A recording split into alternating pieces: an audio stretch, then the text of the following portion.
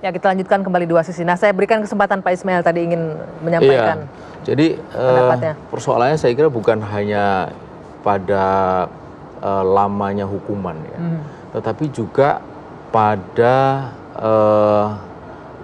formulasi atau ketentuan mengenai ini kan hukuman ini terkait dengan pasal 59 ayat 4 huruf C itu. Yang bunyinya itu kurang lebih ormas itu dilarang menganut, ya, mengembangkan, mengajarkan paham yang bertentangan Pancasila. Jadi persoalannya itu juga ada di situ gitu. Yakni apa sebenarnya yang dimaksud dengan paham yang bertentangan Pancasila gitu. Di Undang-Undang Ormas yang lama itu cukup jelas, di sana disebutkan yang dimaksud paham yang bertentangan Pancasila adalah ateisme, Leninisme, Marxisme, komunisme, clear gitu ya. Sebelumnya di dalam draft itu masuk juga liberalisme, sosialisme, tapi dua itu kemudian dicoret. Saya tidak tahu entah apa alasannya.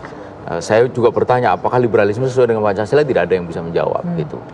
Nah, yang menjadi persoalan sekarang dalam Perpu yang sudah disahkan menjadi undang-undang ini, itu ditambahkan lagi lafadz atau kalimat dan paham lain yang hendak merubah Pancasila 45. Ini dalam penjelasan loh ini, ya. Nah, penjelasan ini alih-alih menimbulkan kejelasan, menghasilkan kejelasan, tetapi justru menimbulkan ketidakjelasan gitu.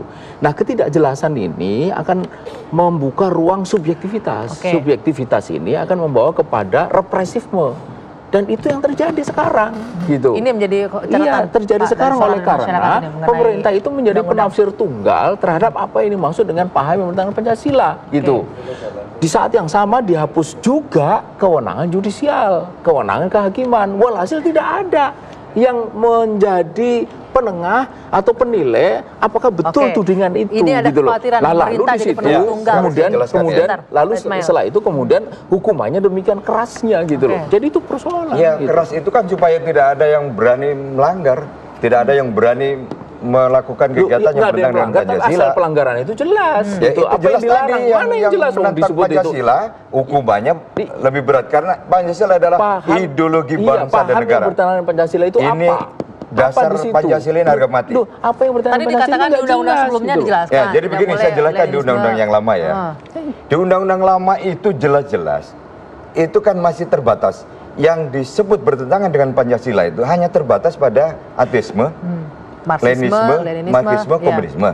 Sementara ada ormas yang lain yang melakukan kegiatan bertentangan dengan Pancasila tidak masuk di situ. Nah, tapi lebih tidak jelas kan di sini katanya. Jelas. Kenapa tidak jelas? Sudah jelas. Dan paham lain bertentangan dengan Pancasila. Apanya nggak jelas? Apalagi selain tadi mana itu ateisme, yang kurang jelas? Selain ateisme, Leninisme, Marxisme, dan juga komunisme, apalagi kekhawatirannya? Termasuk paham lain yang menganut, mengajarkan, ya, ajaran, paham dan ideologi Pancasila yang bertentangan dengan Pancasila. Udah jelas kok itu di situ. Inilah untuk bisa merangkum semua agar kita tidak lepas. Apa maksudnya supaya tidak ada ormas manapun yang lepas dari larangan yang ada di Perpu ini. Mas Riza, apakah ini akan masuk nanti dalam yang revisi? Satu, ya.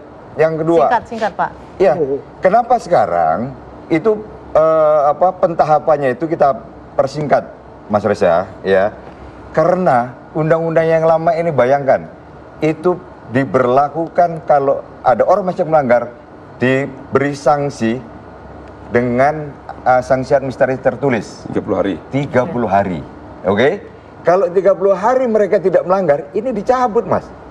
Dicabut lagi. Terus kemudian apabila dia melanggar, waktu masuk ke 33 dia melanggar, kita kasih lagi teguran yang pertama lagi.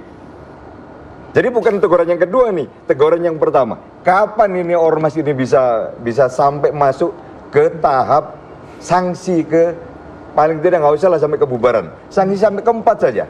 Sebentar. Akan itu bisa masuk. Masih ada celah untuk revisi, apa yang akan menjadi poin revisi? Jadi kalau kembali ke situ, kan tadi ada 4 kan, yang lama, yang sebelumnya ada liberalisme, ada sosialisme.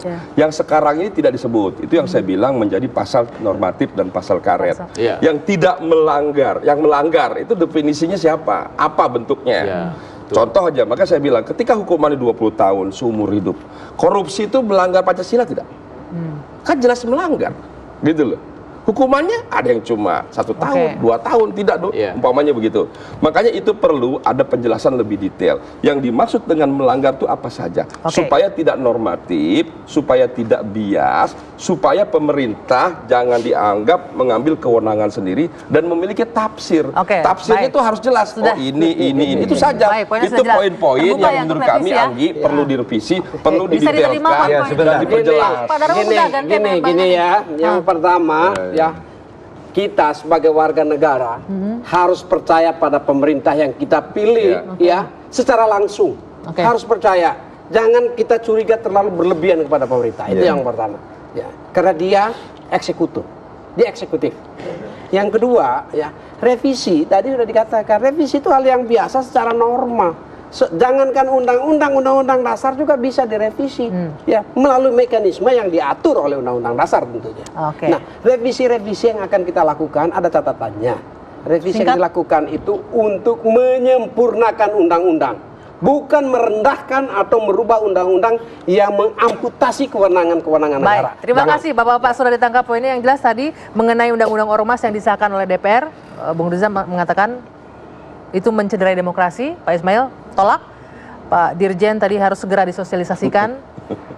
Bang Joni, ormas ambil bagian dalam pembangunan negara. Apapun itu kita berharap yang terbaik untuk Negara Kesatuan Republik Indonesia. Saya Dwi Anggia, saya tutup Dua Sisi malam ini. Selamat malam, sampai jumpa. Terima kasih. Terima kasih.